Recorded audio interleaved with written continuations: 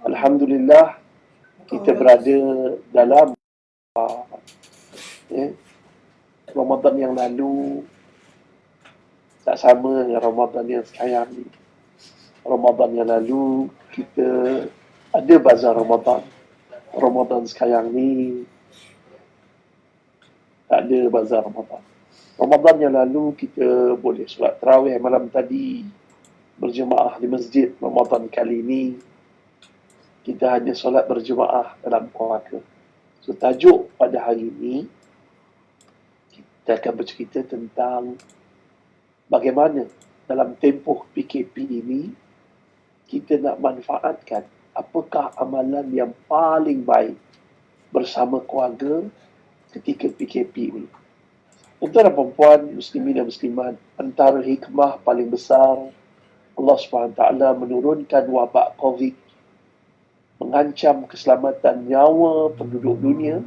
Dalam masa yang sama, kita telah mendapat rahmat daripada Allah apabila Allah telah kembalikan ayah yang sibuk, ibu yang lalai, anak-anak yang leka kepada satu kelompok asas kehidupan manusia, iaitu keluarga, di mana ibunya, ayahnya, anak-anaknya bersatu padu di dalam rumah. Cuma, apakah amalan yang paling baik ketika berhadapan PKP, wabak COVID-19 dalam keluarga ketika saat ini? Ramadan kali ini akan mendidik, mentarbiah, madrasah tarbiah untuk keluarga kita menjadi keluarga bahagia hingga ke syurga. Sejajar dengan firman Allah SWT di dalam Al-Quran yang berbunyi, Ya ayyuhallazina amanu, ku anfusakum wa ahlikum nara. Wahai orang-orang beriman, jaga diri kamu dan ahli keluarga kamu daripada api neraka. Masya Allah. Subhanallah. Tengok pula ayat yang diturunkan untuk mewajibkan berpuasa. Ya ayyuhallazina amanu, ku anfusakum wa ahlikum nar. Wahai orang-orang beriman, telah diwajibkan kepada kamu berpuasa sebagaimana umat Nuh. Ya ayyuhallazina amanu, kutiba alaikumus siyam kama kutiba alal ladzina min qablikum la'allakum tattaqun. Wahai orang-orang beriman, telah diwajibkan kepada kamu berpuasa sebagaimana umat terdahulu moga kamu bertakwa. Nampak tu? Tadi ya ayyuhallazi, jaga diri kamu dan ahli keluarga kamu daripada api neraka. Yang kedua, ya ayyuhallazi, jaga diri kamu telah diwajibkan kepada kamu berpuasa sebagai umat terdahulu moga kamu bertakwa. Jadi, Ramadan kali ini, kita jangan sia-siakan masa yang kita ada. Jangan jadi manusia yang rugi. Wal as innal insana lafi khusr. Demi masa sesungguhnya manusia itu rugi. Rugi adalah manusia yang main-main dengan masa. Yang mensia-siakan masa. Masa muda melepak, dah tua melepak, buang masa. Tak tahu, dia tak ada quality life. Dia main. When you don't have quality time, you don't have quality life. Silap tu, kita kena pandai menguruskan masa ketika PKP ini supaya membentuk keluarga kita, memperbaiki, membetulkan keluarga kita agar berada dalam maksud hidup yang betul, dalam tujuan hidup yang betul. Allah beritahu hidup di atas muka bumi ini sementara. Maka kita jangan main-main dengan masa yang sementara. Ada ramai anak-anak muda sebut, boring lah Ustaz, fed up lah, bosan lah. Bikers, saya group bikers, saya Presiden Sifu Bikers Malaysia. Ramai geng bikers, kita orang selalu ride Sabtu Ahad. Kadang-kadang ambil cuti 1 minggu, ride, pergi ke Thailand, pergi Singapura, jelajah satu Malaysia. Kami tak biasa duduk diam di rumah. Ini yang dipanggil the new normal. Kita kena terpaksa terima kebiasaan yang baru. Jadi apa berlaku? Bosan, boring tidak akan menyebabkan kita mati. Tetapi yang menyebabkan kita mati bila semangat kita tu dah hilang. Semangat nak hidup hilang. Saya seorang pesakit kanser. Sakit sampai hari ini sakit. Walaupun dah 3 tahun berlalu. Nak bebas daripada kanser ni, kena dapat surat pengesan selepas 5 tahun. Sekarang ni saya tak bebas lagi. Masih sakit-sakit badan lagi. Tapi tengok apa yang saya buat. Macam mana saya manage keluarga saya, diri saya ketika berhadapan kanser. Dan saya sekarang ni akan share bagaimana saya nak manage, bagaimana saya nak uruskan dalam keadaan sekarang. Dalam keadaan sekarang ni, PKP ni, daripada saya yang biasa ride, sibuk semua, nak duduk di rumah dan bersama anak-anak. Pada saya sebut Alhamdulillah. When you say Alhamdulillah, Alhamdulillah, kamu akan dapat satu kuasa daripada Allah. Apa dia? The power when you say Alhamdulillah, jiwamu akan jadi lapang, hatimu akan menjadi tenang. Dan Allah janji daripada Quran, la in syakartum la azidannakum. Siapa syukur, Allah tambah nikmat. Allah tak pernah berbohong. Syukurlah. Allah akan bagi nikmat. Nikmat pertama apa? Tenang. Tenang ni tak boleh beli kat pasaraya. Tak ada jual dekat showroom kereta Mercedes, Ferrari, Lamborghini, Bugatti Veyron, tak ada. Tak ada dapat dalam package pelancongan, tak ada. Ketenangan hanya datang daripada jiwa yang reti bersyukur. Yang tahu bagaimana nak bersyukur kepada Allah. Syukurlah kita berada dalam bulan Ramadan. Ni kadang-kadang yang kerja work from home. Mengeluh lagi. Mengeluhlah, susahlah, itulah. Study from home. Susahlah. Fed up lah, susahlah, lain tak ada. Jangan. Bukankah kamu juga mengeluh satu ketika dahulu? Traffic jam lah, masuk office ni lambat lah, apalah, itulah, jam lah, tol lah, minyak naik harga lah. Kita mengeluh. Sekarang boleh buat kerja tanpa minyak, tanpa petrol, tanpa tol, tanpa traffic jam. Kita pandai manage. Demi masa, manusia rugi. Manusia yang asyik mengeluh, dia telah merugikan beberapa saat, beberapa jam, beberapa hari dalam hidup dia hanya dengan mengeluh. Mengeluh tidak akan menyelesaikan masalah. Bengang tidak akan menyelesaikan masalah. Fed up, putus asa, give up, tidak akan menyelesaikan masalah. Yang menyelesaikan masalah iaitu bagaimana kita menguruskan, manage emosi, spiritual, fizikal, dan juga kebiasaan the new normal, kebiasaan yang baru. So apa dia? Buatlah jadual. Buat jadual. Kadang-kadang kita tak mampu nak ikut jadual kita. Kita kena uruskan emosi kita. Jangan mudah terganggu. Tenang, cool. Macam mana nak tenang? Macam mana nak cool, Ustaz? Ada cara lain. Quran ajar. Alhamdulillah. Bersyukur. Hidup lagi. Tuan-tuan tak faham perasaan saya. Saya seorang pesakit kanser. Malam semalam, saya tidur. Saya takut sangat. Saya tak dapat bertemu Ramadan. Alhamdulillah. Allah hidupkan saya pagi tadi, malam semalam, dan pagi semalam. Dan Alhamdulillah, saya dapat masuk dalam Ramadan. Dan saya tak akan sia-siakan Ramadan kali ini. Saya akan spend masa yang lebih dengan keluarga. Apa jadual yang saya buat kat rumah? Tak lain dan tak bukan. Solat berjemaah. The power when kita dapat solat berjemaah, dia lain. Kuasa, nikmat, aura yang kita akan dapat daripada solat berjemaah di awal waktu bersama keluarga lain.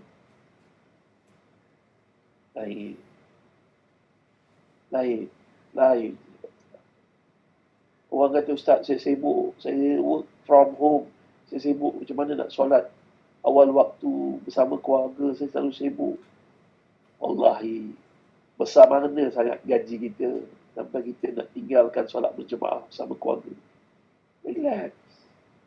Relax. Solat jemaah. Kalau tak dapat nama, sekejap. Jom, solat sama-sama. Beritahu anak-anak kita. Dengar je azan, mesti dah ada wuduk. So, ajar anak kita pengurusan masa. Bila lagi 5 minit nak masuk waktu, dah siap bentang sejadah. Dah kemas dah. Dah alih dah kursi meja ke tepi. Bentang sejadah. 5 minit sebelum azan. Masuk je azan, kita pun dah boleh solat. Jadi imam tak reti baca surah panjang, baca surah pendek. Tak reti baca surah, diam seketika. Lepas solat, baca doa, terus sambung kerja. Manage your time. If you cannot manage your time, you cannot manage your life. Itu yang hidup huru-hara. Tak pandai urus masa, kita tak akan mampu urus apa pun dalam hidup kita. Dan kita rasa kita mampu urus hidup kita. Tapi lepas tu apa akan berlaku? Huru-hara. Huru-hara itu menyebabkan kita akan jadi stres, bengang, fed up, bosan. Sebab tak pandai urus masa. Masa ni kita kena urus dengan sebaik mungkin. Sebab kata pepatah Arab mengatakan apa? Arab mengatakan apa? Pedang. Masa tu umpama pedang. Kalau kita tidak menggunakannya, dia akan menikam kita. Jadi kena pandai guna masa. Okey, nah? So, bagaimana nak mendidik anak-anak untuk masa PKP ni menggunakan masa yang terbaik. Nak solat berjemaah, nak solat macam-macam ni, macam-macam. Banyak soalan masuk ni. Tapi saya cuba jawab satu-satu. Cara yang paling baik tuan-tuan untuk mendidik anak, formula dia mudah, 7P. P yang pertama, memberi perhatian. Perhati perangai dia orang ni. Perhati perangai. Perhati perangai anak. Dia pandai menipu. Dia pemalas. Perhati. Dan kemudian, memberi perhatian. Tarik perhatian. Ayah sakit kanser pun ayah mampu patuhi perintah kawalan pergerakan. Ayah walaupun sakit kanser, ayah bosan, ayah sakit, ayah macam mana pun, ayah tetap patuh pada perintah Allah. Jadi kenapa anak-anak tak boleh buat? Dan kena bagi sedikit perhatian bila mereka bercakap. Cara nak bagi perhatian masa mereka bercakap, ajaklah anak bersembang. Bukan terus suruh je anak memberontak. Bersembanglah dengan anak. Cakaplah elok dengan anak. Tanya apa masalah dia. Tanya siapa nama kawan baik dia. Tanya apa yang dia minat. Game apa yang dia sedang main. Mobile Legend. Tanya. Itu cara nak tarik perhatian. Kita berjaya tarik perhatian isteri kita untuk menjadi isteri kita. Menjadi awet dan girlfriend kita. Kenapa kita tak boleh tarik perhatian anak-anak kita? Kita boleh tarik perhatian suami untuk melamar kita. Kenapa kita tak boleh tarik perhatian anak-anak kita? Jangan biarkan bakat terpendam anda menarik perhatian atau memikat hati anak-anak anda. Dibiarkan begitu saja. Latihlah. Hari ini mungkin tak berjaya. Esok lusa mungkin berjaya. P yang kedua, ujian. Nak tarik perhatian, uji. Dan perlu uji anak kita. Ugio ada anak kita sia-siakan. Anak-anak yang nakal, anak-anak yang degil, anak-anak yang sebab kurang ujian daripada ibu dan ayah. Ujilah ibu dan ayah itu. Kemudiannya, ujilah anak-anak kita. Supaya kalau dia tak pernah basuh pinggan, tiba-tiba hari itu dia basuh pinggan. Dan bila dia basuh pinggan hari itu, ujilah. InsyaAllah esok dia akan basuh pinggan. Tak pernah dia bangun awal. Ketika sahur kali ini dia bangun awal. Ujilah. Peluklah dia. InsyaAllah anak tu yang sedegil mana pun dia akan bersemangat untuk buat kebaikan. Ni mak bapak pula hari ni lain macam. Sikit-sikit marah. Sikit-sikit marah. Sikit-sikit marah. Dah tahu dah anak dah tahu kat mulut mak ni kejap ni. Dah solat belum? Dah mengaji Quran belum? Dah 24 jam. Bapak marah, anak-anak marah. Marah ni, dia akan menggantikan syaitan seronok. Syaitan happy.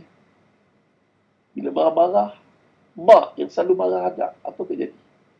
Anak akan memberontak dan akhirnya akan marah-marah balik. Kita cakap melawan. Sebenarnya berpunca daripada kita. Kita punya style, kita punya kaedah, kita punya cara tak betul dengan anak. Oh, kita guna cara mak ayah itu dulu. Lain. Zaman dulu lain, zaman sekarang lain.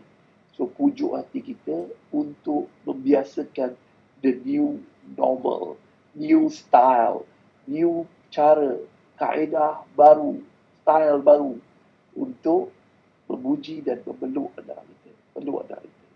Pujilah bila dia berjaya, bila dia buat benda baik. Bila dia buat benda baik, kita tak peduli. Dia solat 5 waktu, kita buat tak peduli. Kita tekan kat mana kelemahan dia. Dia rajin tolong mak dan ayah, kita tak peduli. Kita tak pernah puji dia. Habis, anak-anak punya jiwa ni, dia ada kantung jiwa dia. Perlu dikenyangkan dengan pujian dan pelukan. Kalau tak dapat kenyang dengan keluarga, dengan ibu dan ayah, dia akan cari dalam YouTube, dalam Facebook. Dia akan buat gambar mungkin separuh bogel. Dia akan buat gambar sebab dia nak dapat perhatian. Dia kecam orang. Dia hina orang. Dia buat sesuatu yang bodoh untuk. Ada yang saya counselling mereka remaja yang murtad. Bila saya tanya, rupanya mak dan ayah dia tak beri perhatian. Bila dia update, dia dah murtad. Ramai orang tanya apa semua ni. Orang marah. Dia sukakan perhatian. Ingat satu formula falsafah pendidikan perwagaan. Anak-anak lebih rela dimarahi daripada tidak dipedulikan. Anak-anak yang nakal sebenarnya nak dapat perhatian daripada mak dan ayah, puji dan peluk mak dan ayah. Okay, kan? So, peluk anak-anak kita. Yang seterusnya, pendidikan. Pendidikan terbagi pada 3A. Agama, akhlak dan akademik. 3A. Agama apa dia? Ajar solat. Time solat. Lepas tu tengok sekali-sekala baiki solat anak-anak. Solat berjemaah, dia boleh membaiki solat anak-anak. Yang kedua, Al-Quran. Ajarlah Al-Quran. Yang seterusnya daripada tu, akikah. Dan akikah anak kita lah. Dan akikah, kalau anak kita degil, kita nak buat macam mana? Kita tak bersyukur pada Allah. Akikah itu tanda syukur. Ini bagi hadiah handphone kat anak-anak. Hadiah handphone tu. Ada Wan Izzati Muhammad Daud tanya, macam mana nak disiplinkan anak-anak dengan Al-Quran? Boleh, tak ada masalah. Suruh dia baca surah yang mudah. Bila dia baca surah yang mudah, wah, dia pandai baca, kita puji. Lepas tu cek hafalan. Dia dah hafal surah yang mudah. Dan puji dia. Puji akan menyebabkan dia bersemangat. Jadi, macam saya, anak saya, Da'i Syafiqah ataupun Nurul Syafiqah. Orang panggil dia Da'i sebab dia masuk tandingan Da'i pendakwah Nusantara. So, nasihat saya mudah. Dia sampai 7 tahun Da'i Syafiqah tu pakai slipper terbalik. Tiba-tiba saya tengok dekat sekolah pun tak begitu cemerlang. Saya buat apa dia? Saya buat gini kaedah dia. Saya suruh dia baca Quran. Bila dia betul hafal dia ayat-ayat Quran tu, saya puji. Bila puji dia semangat. Bila anak-anak semangat, dia sanggup ngedah segala susah payah untuk mengaji Al-Quran.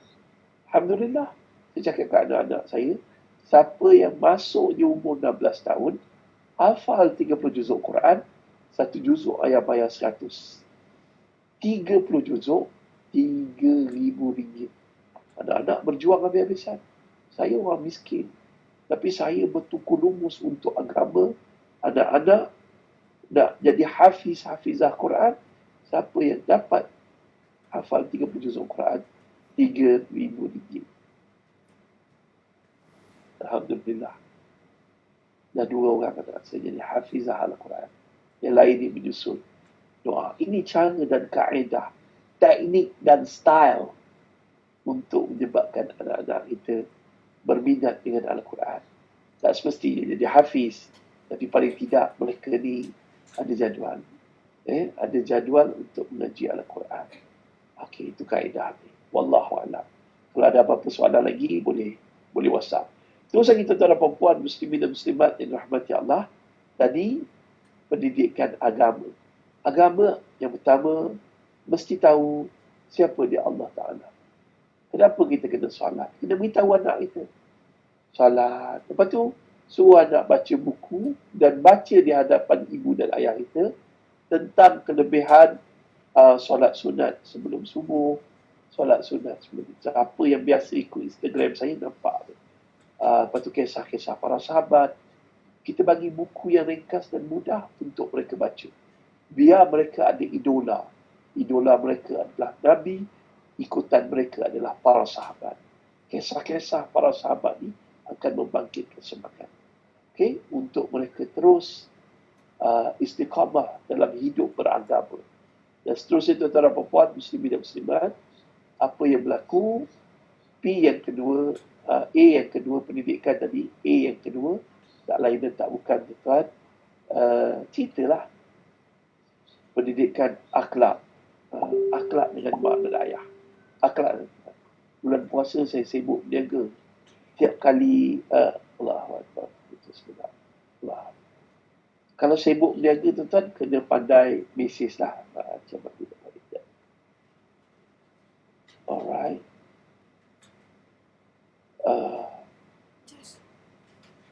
Jadi kerugi berniaga dah bertahun tak kesempatan tu sekali. Alhamdulillah, dah rugi berniaga kan. Bulan sebelum ni kita berniaga bazar Ramadan. Kita sibuk berniaga. Tapi dengan PKP ni, kita dapat masa dengan keluarga. Alhamdulillah. Alhamdulillah. Sebut Alhamdulillah banyak-banyak kali. Supaya apa? Supaya kita dapat ketenangan, bantuan. Cuba tengok surah Al-Fatihah. Alhamdulillahirrabbilalamin. Kenapa perkataan itu tak digunakan perkataan Allahu Akbar Rabbil Alamin? Kenapa? Tak lain dan tak bukan, tuan-tuan dan puan-puan. Sebab Allah ajar kita dua perkara. Pertama, syukur. Kedua, cara nak memuji Allah. Sebab tu kita kena puji anak kita. Puji orang buat baik. Pujilah, puji siapa-siapa yang buat baik. Puji diri kita kadang-kadang. Alhamdulillah, ya Allah. Atas belas kasihan kau, ya Allah. Aku dapat berada dalam bulan Ramadan. Terima kasih, Allah. Macam tu. Ajar berterima kasih. Okey, terus akhlak. Akhlak ni yang pertama ni tak ada benda lain. Iaitu berterima kasih pada Allah SWT. Dan berterima kasih pada ibu dan ayah. Itu akhlak. Sono tak kalau kita siapkan sahur? Ma, sahur pagi hari ni sedap lah, Ma. Terima kasih, Pa punya bacaan dalam solat tadi. Dah lah pendek. Sedap pula tu. Kita pun semangat. Kalau tak ada puji, tak ada terima kasih, syaitan akan datang ajar kita. Apa dia? Marah-marah. Syaitan dalam bulan Ramadan tak ada. Semua kena lock up. Yang tinggal anak didik syaitan. Siapa dia? Kita. Kalau kita marah-marah dalam bulan Ramadan ni, maknanya kita dah berjaya menjadi anak murid terbaik kepada syaitan dan iblis. Kita terus lagi. P yang seterusnya adalah A, pendidikan. Lepas tu A yang ketiga, yang pertama agama, yang kedua akhlak, yang ketiga akademik. Akademik sekarang ada study from home. Bagi jadual. Nak merayu pada cikgu-cikgu sekolah yang buat study from home ni, yang mengajar dekat laptop ni. Kalau boleh tengok waktu solat. Beritahu anak-anak, murid, kita akan berhenti sebelum masuk isyak. Buat macam tu. Isyak tu biarlah. Tengok jangan waktu terawih kita buat. Terawih kalau kat rumah, tuan-tuan, tak sampai 10 minit habis. 8 rakaat. 10 minit. Lepas tu buatlah solat terawih. Dalam salah. Kita tuan, seterusnya selepas pendidikan, mesti pukul. Nak disiplinkan anak-anak sepanjang PKP. Pukul. Sebab tu ada polis rotan orang yang degil PKP. Dalam Islam pun ada pukul. Pukul ni bracket hukuman.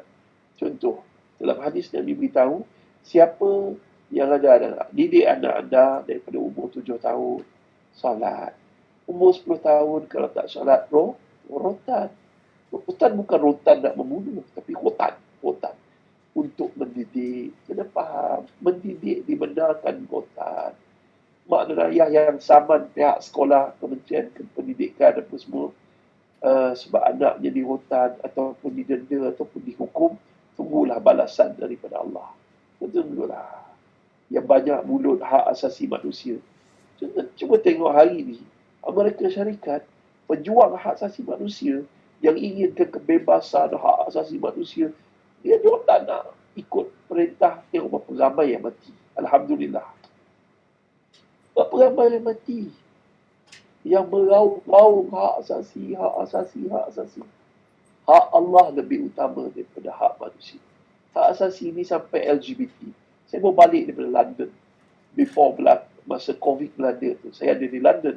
Dan kemudiannya saya pergi ke, bayangkan di atas satu gereja St. Paul, dia pasang bendera LGBT. Dan kemudian ada satu hospital di St. Paul. Di kota London tu ada St. Paul Hospital. What? Digantung sebesar-besarnya bendera LGBT. Kononnya hospital ini meraihkan hak asasi manusia iaitu LGBT. Lepas tu digantung satu bendera yang besar di University Oxford. Saya pergi ke University Oxford. Digantung satu bendera yang besar sokong LGBT. Human right. Saya baru balik daripada Amerika.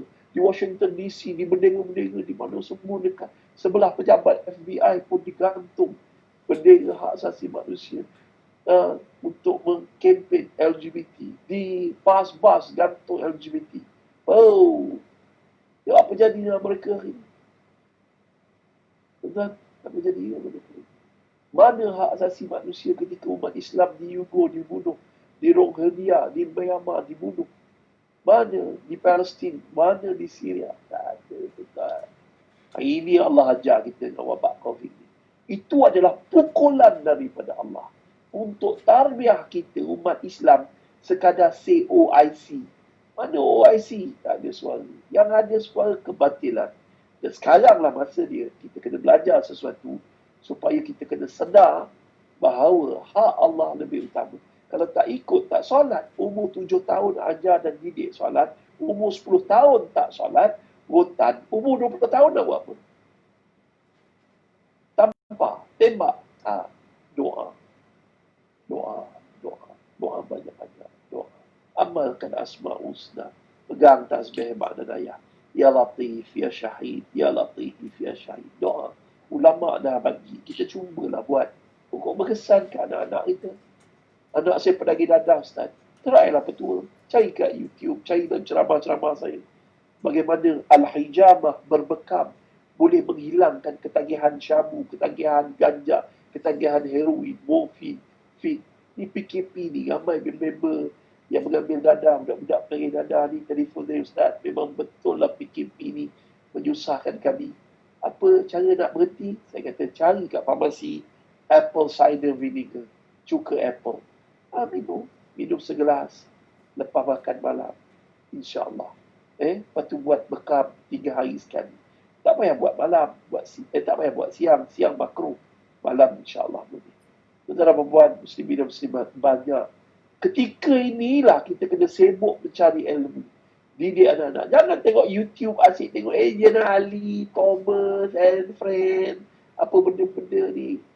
Movie-movie. Satu hari nanti kita akan bosan. Dan please, waktu ni carilah menuntut ilmu. Menuntut ilmu.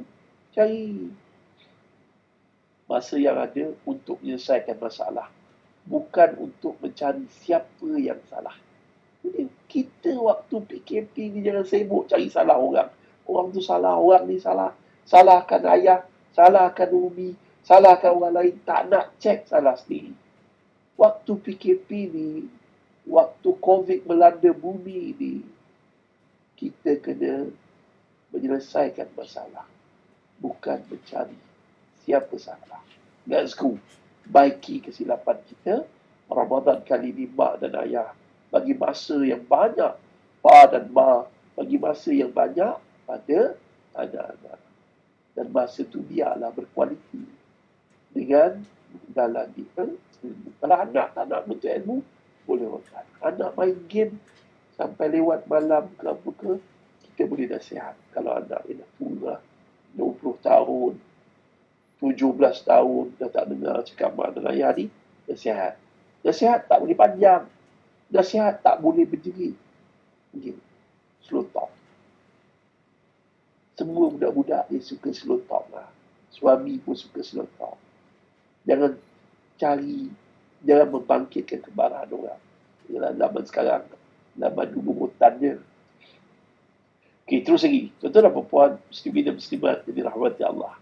Selepas pukul ataupun hukum, bracket, pujuk, pa dan ma kena pandai pujuk anak-anak. Papa kena pandai pujuk mama. Mama kena pandai pujuk papa. Ilmu pujuk ni Rasulullah SAW ni, dia sibuk berdakwah. Tapi dia, walaupun isteri muda dia adalah Aisyah, tetapi dia selalu lambat balik ke rumah Aisyah. Sehingga Aisyah terasa hati. Bila duduk sebelah Aisyah, Aisyah diam dan menyepikan diri. Ditanya berkali-kali, "Ya Aisyah, kenapa ni?" Dia diam. Orang perempuan kalau merajuk, dia mulut muncung. Ditanya soalan tak jawab. Maka Rasulullah langgarlah badan dia. Kenapa ni? Ada apa-apa ke? Kalau orang perempuan jawab, tak ada apa-apa, itu pembohong. Orang lelaki jangan percaya. Apa Rasulullah buat?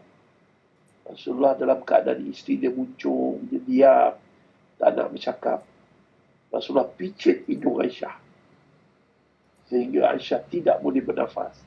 Maka Aisyah menepis tangan Rasulullah dan macam seakan-akan nak marah, Rasulullah menggeletik Aisyah. Dan akhirnya dapat dipujuk. Jangan biar hatimu lama merajuk. Kelak ada orang lain yang memujuk. Jangan biarkan hati suamimu terasa. Kelak rumah tanggamu binasa. Jangan biarkan anak-anakmu merajuk. Kerana anaklah paling sukar untuk dipujuk. Kerana hatinya terlalu lembut dan rapuh. Kalau kena cara pujuk, insya-Allah anak yang degil macam mana pun, yang derhaka macam mana pun, kalau kena cara dia, insya-Allah dari rajuk kepada tunduk, insya-Allah dia akan jadi anak kita yang lebih mudah, lebih taat, lebih soleh. Okay, tuan-tuan, cara. Saya banyak cerita bab cara. Bukan cerita bab teori dia. Cara kena betul. Ada anak kena lembut. Ada anak kena kasar. Ada anak kena tegas. Ada anak kena keras. Ada anak kena kertik. Ada anak kena didik. Skill kena ada. Pa dan mama nak cerita dalam seminar-seminar motivasi saya memang panjang lah. Tapi saya cuba ringkaskan. Tapi yang seterusnya selepas pujuk ni bracket motivasi. Motivasi anak. SPM lambat lagi. Tapi kena belajar pada hari ini. Cuba kita berlomba lari. Orang dah lari 100 meter, baru kita nak melepas.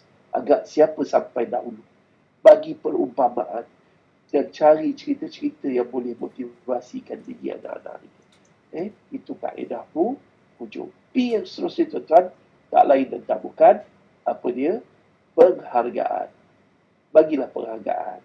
Setiap kali hari jadi, anak kita bagi penghargaan. Penghargaan paling ni, saya 15 Syaban, mak saya meninggal dunia. Mak selalu cakap kat saya, "Bang, mak bangga dengan kau." Perkataan tu betul-betul sebuah penghargaan yang sangat besar bagi diri saya. Mak saya orang susah, tak pernah bagi hadiah apa-apa kat saya. Tapi mak saya selalu sebut, "Mak, bangga sangat dengan kau." Nak gunakan perkataan tu untuk anak-anak kita. Gunakanlah perkataan, "Mak bangga dengan kau, ayah bangga dengan kau." Terima kasih. Itu penghargaan. Terima kasih bang, jadi anak ayah yang soleh. Terima kasih kak, kerana rajin tolong kerja rumah. Itu penghargaan. Mak dan ayah kena rajin berterima kasih kepada anak-anak.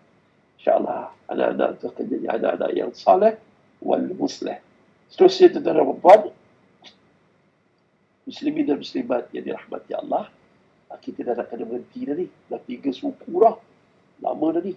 Last sekali selepas penghargaan, periksa. Periksa ni bracket muhasabah.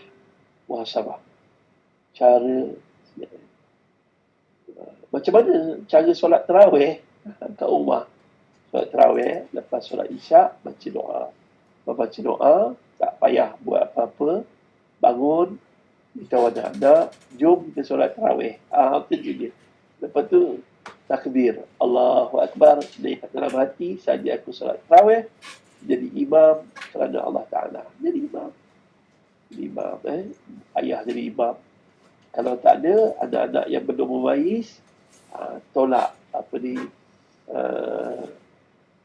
boleh jadi imam dengan syarat bacaannya bagus, dia bersih. Itu boleh.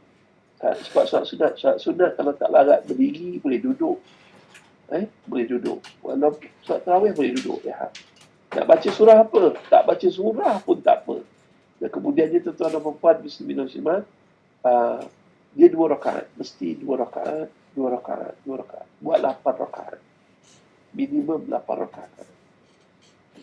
Dia solat witir. Witir 2 rakaat, lepas tu 1 rakaat. Berjemaah senang je kat rumah. Tak susah. Yang susah kalau malas. Malas ni susah. Lepas tu tak ada ilmu, kita boleh tanya Ustaz. Solat tarawih senang je kat rumah. Syarat dia, nak solat sendiri pun boleh. Solat tarawih, solat sendiri. Dia tak payah berjemaah pun boleh. Dia ketinggal tu. Solat tarawih tak semestinya berjemaah.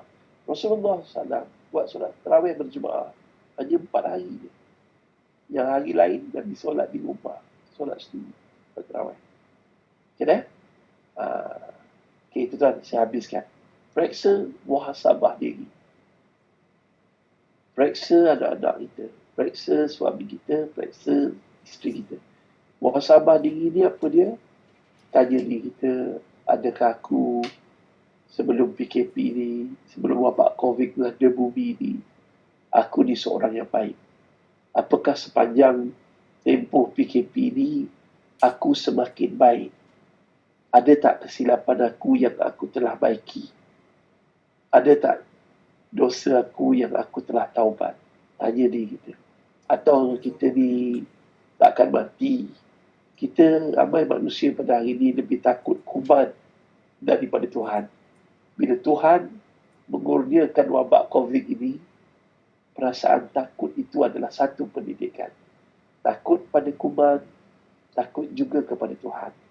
Takut kepada kuman, kembali kepada Tuhan untuk mengumpul kekuatan, untuk kita baiki diri kita. Tuhan ni Maha Pengampun, Maha Pemaaf. So, minta ampun dan maaf pada Allah. Jangan buat kesilapan yang lama. Buat taubat. Taubat pada Allah. Astaghfirullah. Inna Allah kana tawwabah. Ya Allah, aku berdosa. Ampunkanlah dosa. Dan kepada kau aku bertaubat. Jadi, banyakkan zikir-zikir lah. Zikir kita banyak. Okey. Kemudiannya, muhasabah ni, periksa ni tadi. Periksa apa? Periksa tanya isteri kita. Yang ada tak perangai abang yang saya tak suka. Dia ceritalah. Abang pandang-pandang, cepat melenting. Lepas tu kita explain kenapa abang panas. Abang pandang-pandang sebab macam ni. Abang melenting sebab macam ni. Explain kat dia. Supaya dia faham kenapa kita marah. Sebab isteri kita kadang-kadang pengotor, pemalas, masak tak sedap. Kita explain. Dia tak faham kenapa-kenapa. Isteri marah-marah sebab apa? Bang, saya marah abang sebab abang punya performance ni lemah lah bang. Abang kena cerita, explain. And then we improve. After explain, after discussion, kena ada improvement. Kena explain. Hari ni ramai orang tak pandai berkomunikasi untuk menyelesaikan masalah. Itu punca utama keluarga bermasalah. Jika ada anak, explain. Have a talk. Even hard or soft talk. Mesti menyelesaikan masalah. Okay dah? Saya rasa cukup sekadar tu untuk sesi kali ini. Okey, yang baik datang daripada Allah. Lemah adalah kerana kesilapan saya. Saya menyusun 10 jari, memohon ampun dan maaf. Dari hujung rambut hingga hujung kaki. Kalau ada bahasa saya, menguris perasaan dan hati. Wabillahi taufiq wal hidayah. Assalamualaikum warahmatullahi wabarakatuh.